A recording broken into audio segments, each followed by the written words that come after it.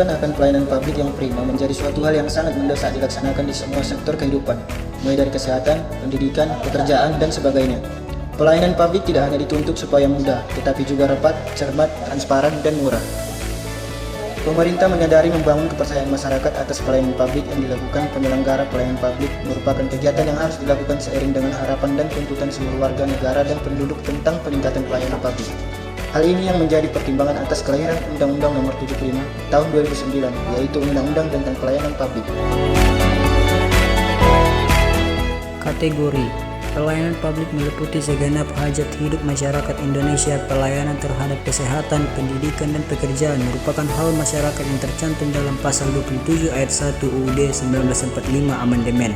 Pasal tersebut menyatakan bahwa setiap warga negara bersamaan kependudukannya di dalam hukum dan pemerintahan, serta wajib menjunjung pemerintahan itu dengan tidak ada kecualinya. Tiap-tiap warga negara berhak atas pekerjaan dan penghidupan yang layak bagi kemanusiaan.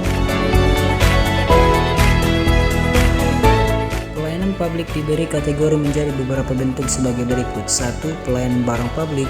2. Pelayanan jasa publik. Dan ketiga, pelayanan administratif.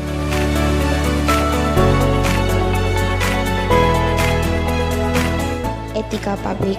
Etika publik adalah refleksi tentang ukuran atau norma yang menentukan baik buruk, benar secara perilaku, tindakan dan keputusan untuk mengarah kebijakan publik dalam rangka menjalankan tanggung jawab pelayanan publik. Fokus utama pada pelayanan publik adalah bagaimana pelayanan publik dapat dilakukan dengan berkualitas dan relevan. Etika publik berfungsi sebagai bantuan dalam menimbang pilihan sarana kebijaksanaan publik dan alat evaluasi yang memperhitungkan konsekuensi etisnya.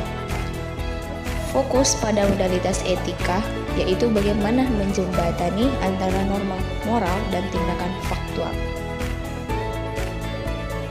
Pengawasan terhadap pelayanan publik. Pengawasan terhadap penyelenggaraan pelayanan publik dilakukan oleh pengawasan internal dan pengawasan eksternal. Pengawasan internal penyelenggaraan pelayanan publik dilakukan oleh atasan langsung dan oleh pengawasan fungsional. Sedangkan pengawasan eksternal penyelenggaraan pelayanan publik dilakukan oleh masyarakat dan oleh Ombudsman serta oleh Dewan Perwakilan Rakyat. Dewan Perwakilan Rakyat Daerah atau Provinsi, Kabupaten, Kota, tata cara pengaduan dilakukan secara tertulis memuat nama dan alamat lengkap. Pelayanan yang tidak sesuai dengan standar pelayanan dan uraian kerugian material atau imaterial, permintaan penyelesaian yang diajukan, dan tempat, waktu penyampaian, dan tanda tangan. Di samping itu, pengadu dapat memasukkan tuntutan ganti rugi dalam surat pengaduannya tersebut dan dalam keadaan tertentu, nama dan identitas dipertanggungjawabkannya. Pengadu dapat dirahasiakan. Satu hal yang harus diingat, pengaduan yang dilakukan dapat disertai dengan bukti-bukti sebagai pendukung pengaduannya, agar akurasi pengaduan dapat dirahasiakan. Pelaku pelayanan publik dibagi menjadi 3. Yang pertama, penyelenggara. Penyelenggara merupakan setiap institusi penyelenggara negara, korporasi, dan lembaga independen yang dibentuk untuk kegiatan pelayanan publik. Yang kedua, pelaksana merupakan setiap orang yang bekerja untuk penyelenggara, bertugas serta berinteraksi langsung dengan masyarakat. Masyarakat itu sendiri, seluruh pihak yang menerima manfaat pelayanan publik. Adapun 12 asas penyelenggaraan pelayanan publik. Yang pertama, kepentingan umum.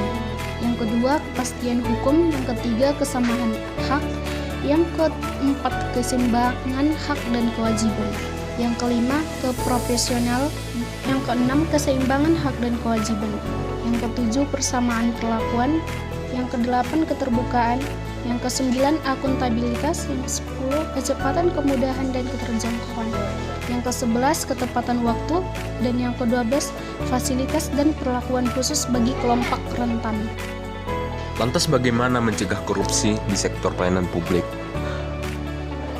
Kualitas pelayanan publik sering dijadikan tolok ukur penilaian keberhasilan pemberantasan korupsi di suatu wilayah. Semakin kuat pelayanan publik, semakin berhasil pemberantasan korupsi. Selain mengacu pada pedoman perilaku dan etika pelayanan publik, penguatan pelayanan publik dapat dilakukan melalui pengawasan dari berbagai pihak, baik internal maupun eksternal.